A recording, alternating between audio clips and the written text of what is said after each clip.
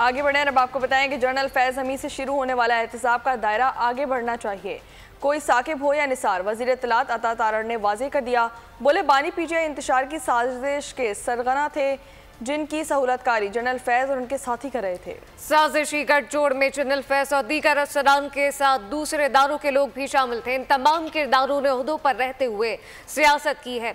अदम एतमाद के दौरान भी बानी पीटीआई से राब्ता बहाल था।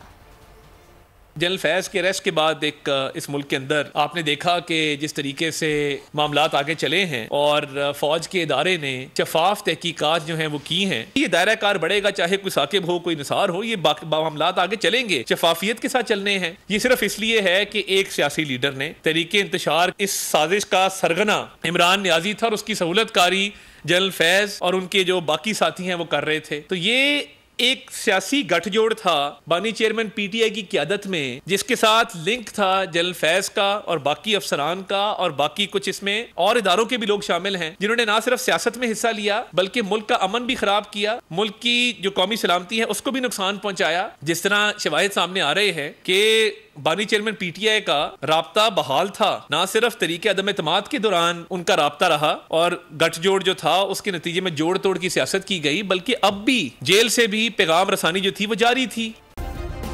सब्सक्राइब करें और बेल दबाएं ताकि कोई खबर रह न जाए।